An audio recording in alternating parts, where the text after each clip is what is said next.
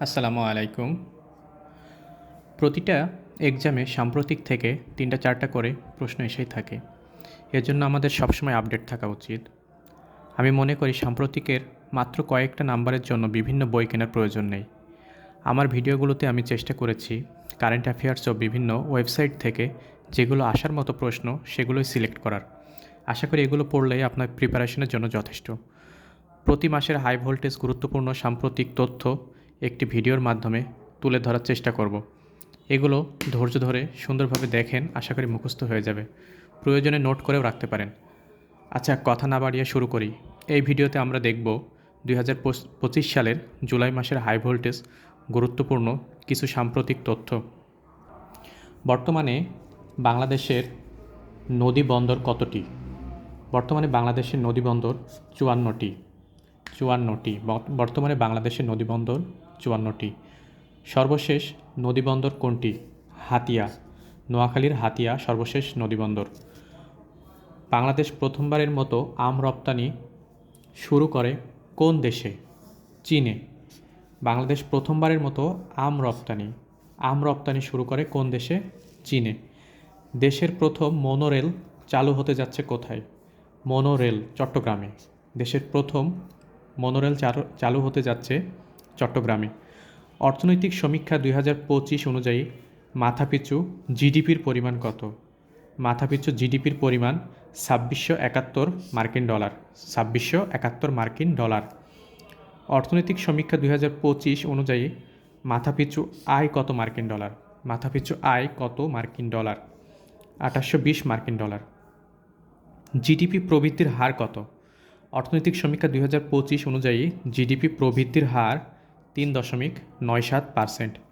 3.97%। কৃষি খাতে অবদানের হার কত? 10.94%। কৃষি খাতে অবদানের হার 10.94%। শিল্প খাতে অবদানের হার কত? শিল্প খাতে 37.44%। শিল্প খাতে কত? 37.44%। সেবা খাতে অবদানের হার কত? সেবা খাতে 51.62%। সেবা খাতে অর্থাৎ সবচেয়ে বেশি কোন খাতে? সেবা খাতে। সেবা খাতে অবদানের হার হচ্ছে 51.62%। জনসংখ্যা বৃদ্ধির হার কত? অর্থাৎ 2025 সালের অর্থনৈতিক সমীক্ষা অনুযায়ী জনসংখ্যা বৃদ্ধির হার 1.12%। 1.12%। জনসংখ্যা বৃদ্ধির হার কত? 1.12%। জনসংখ্যার ঘনত্ব কত? জনসংখ্যার ঘনত্ব 1171 জন। 2025 সালের অর্থনৈতিক সমীক্ষা অনুযায়ী জনসংখ্যার ঘনত্ব 1171 জন।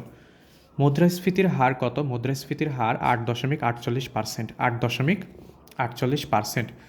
প্রত্যাশিত আয়ুষ্কাল কত? প্রত্যাশিত আয়ুষ্কাল 72.3 বছর। 72.3 বছর। সাক্ষরতার হার কত? সাক্ষরতার হার 77.9%। 77.9%। দারিদ্রতার হার কত? দারিদ্রতার হার 18.7%। বর্তমানে অর্থনৈতিক সমীক্ষা 2025 অনুযায়ী দারিদ্রতার হার হচ্ছে 18.7%।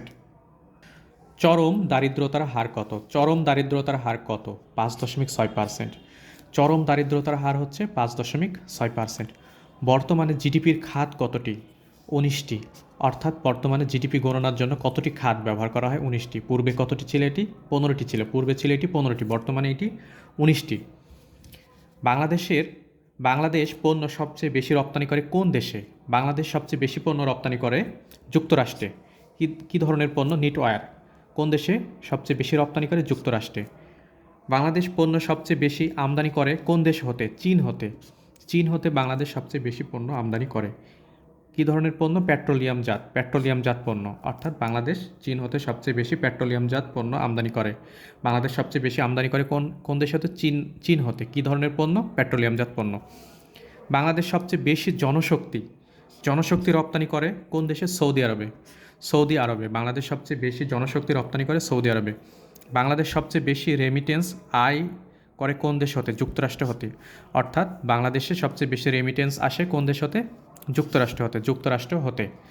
জিডিপিতে যে খাতে অবদান সবচেয়ে বেশি? জিডিপিতে কোন খাতের অবদান বেশি? সেবা খাত। সেবা খাতের অবদান সবচেয়ে বেশি। কত পার্সেন্ট? 51.62%। জিডিপিতে প্রবৃদ্ধির হার কোন খাতে সবচেয়ে বেশি? সেবা খাতে। প্রবৃদ্ধির হারও সেবা খাতে সবচেয়ে বেশি। দেশ হিসেবে সবচেয়ে বেশি বৈদেশিক সাহায্য দেয় কোন দেশ?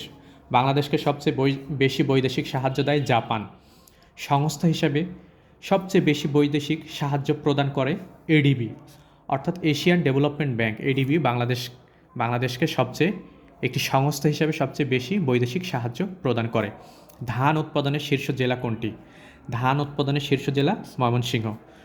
আম উৎপাদনের শীর্ষ জেলা চাপাই। অনেকে ভুল করে এটা রাজশাহী দাগিয়ে ফেলে, কিন্তু না, এটা হবে চাপাই। আম উৎপাদনের শীর্ষ জেলা চাপাই। পাট উৎপাদনে ফরিদপুর।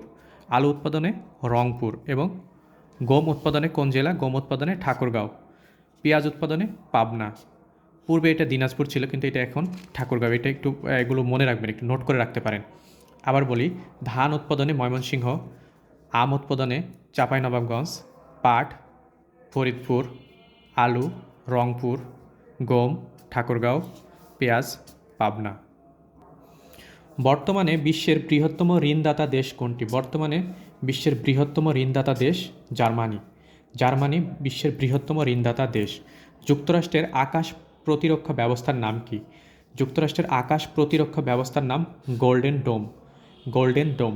যেমন ইসরায়েলের আকাশ প্রতিরক্ষা ব্যবস্থার নাম আয়রন ডোম, তেমন যুক্তরাষ্ট্রের আকাশ প্রতিরক্ষা ব্যবস্থার নাম গোল্ডেন ডোম। 13 জুন 2025 সালে ইসরায়েল ইরানে কী নামে অপারেশন পরিচালিত করে? ইসরায়েল ইরানে যে অপারেশন পরিচালিত করে, অপারেশনের নাম হচ্ছে operation rising lion. Operation rising lion. 2026 সালে G7 এর শীর্ষ সম্মেলন কোথায় অনুষ্ঠিত হবে? 2026 সালে G7 এর শীর্ষ সম্মেলন অনুষ্ঠিত হবে কোথায়? ফ্রান্সে। কোথায় হবে? ফ্রান্সে হবে। এনডিবি নিউ ডেভেলপমেন্ট ব্যাংক এর বর্তমান সদস্য দেশ কতটি? বর্তমান সদস্য দেশ এনডিবি এর 9টি। বর্তমান সদস্য দেশ এনডিবি এর 9টি এবং এনডিবি এর নবম সদস্য দেশ কোনটি? আলজেরিয়া। এনডিবি এর নবম সদস্য দেশ আলজেরিয়া, অর্থাৎ সর্বশেষ সদস্য দেশ কোনটি? আলজেরিয়া। 2025 সালের বৈশ্বিক শান্তি সূচকে সবচেয়ে শান্তিপূর্ণ দেশ, অর্থাৎ পৃথিবীর সবচেয়ে শান্তিপূর্ণ দেশ বৈশ্বিক শান্তি সূচকে কোনটি? আইসল্যান্ড। গম উৎপাদনে শীর্ষ দেশ কোনটি? চীন। গম উৎপাদনে শীর্ষ দেশ চীন। ধান ও চাল উৎপাদনের শীর্ষ দেশ কোনটি? ধান ও চাল উৎপাদনের শীর্ষ দেশ ভারত। ধান ও চাল উৎপাদনে শীর্ষ দেশ ভারত। কিং তৃতীয় চার্লস হারমোনি অ্যাওয়ার্ড লাভ করেন কে? ডক্টর মোহাম্মদ ইউনুস। অর্থাৎ কিং তৃতীয় চার্লস হারমোনি অ্যাওয়ার্ড লাভ করেন ডক্টর মোহাম্মদ ইউনুস। বিশ্বের প্রথম 10G ব্রডব্যান্ড চালু করে কোন দেশ? চীন। 10G ব্রডব্যান্ড বিশ্বের প্রথম চালু করে কোন দেশ? চীন। চাঁদে পারমাণবিক বিদ্যুৎ কেন্দ্র স্থাপনের পরিকল্পনা করেছে কোন দেশ? চীন ও রাশিয়া। বর্তমানে যুক্তরাষ্ট্র এই পরিকল্পনা হাতে নিয়েছে। চাঁদে পারমাণবিক বিদ্যুৎ কেন্দ্র স্থাপনের পরিকল্পনা করছে চীন ও রাশিয়া। বাংলাদেশের প্রথম অধিনায়ক হিসেবে টেস্টের 2 ইনিংসে সেঞ্চুরি করেন কোন ক্রিকেটার? প্রথম অধিনায়ক হিসেবে বাংলাদেশের টেস্টে 2 ইনিংসে সেঞ্চুরি করেন নাজমুল হোসেন শান্ত। জুলাই শহীদ দিবস কবে? 16 জুলাই। জুলাই শহীদ দিবস 16 জুলাই। জুলাই গণ অভ্যুত্থান দিবস 5ই আগস্ট। জুলাই শহীদ দিবস 16 জুলাই, গণ অভ্যুত্থান 5ই আগস্ট। জুলাই গণ অভ্যুত্থান স্মৃতি জাদুঘর কোথায় অবস্থিত? গণভবনে।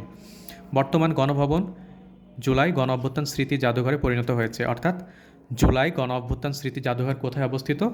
গণভবন। জুলাই ঘোষণাপত্র ঘোষণা করা হয় 5ই আগস্ট 2025 সালে। জুলাই ঘোষণাপত্র ঘোষণা করা হয় 5ই আগস্ট 2025 সালে। কোথা হতে? মানিক মিয়া অ্যাভিনিউ হতে। জুলাই ঘোষণাপত্রের উপস্থাপক কে? জুলাই ঘোষণাপত্রের উপস্থাপক প্রধান উপদেষ্টা ডক্টর মোহাম্মদ ইউনুস। জুলাই ঘোষণাপত্রের উপস্থাপক হচ্ছে প্রধান উপদেষ্টা ডক্টর মোহাম্মদ ইউনুস। জুলাই ঘোষণাপত্র এর ধারা বা অনুচ্ছেদ সংখ্যা কতটি? 28টি। কতটি? জুলাই ঘোষণাপত্রের অনুচ্ছেদ সংখ্যা 28টি বা ধারা 28টি। জুলাই ঘোষণাপত্রে মোট কতটি শব্দ রয়েছে? 1040টি। মোট 1040টি শব্দ রয়েছে। জুলাই সনদে কতটি ধারা আছে? 28টি ধারা আছে। জুলাই সনদে স্বাক্ষর করে কবে? জুলাই সনদে স্বাক্ষর করে 17 অক্টোবর 2025 সালে। 17 অক্টোবর 2025 সালে। জুলাই সনদ স্বাক্ষর করে কতটি রাজনৈতিক দল? কতটি? 25টি রাজনৈতিক দল। জুলাই সনদ স্বাক্ষর করে 25টি রাজনৈতিক দল। জুলাই মাসের জন্য এগুলো এনাফ। এভাবে প্রত্যেক মাসের ভিডিও দেখে ফেলুন। আশা করি কাজে লাগবে ইনশাল্লাহ। এখানে শেষ করছি।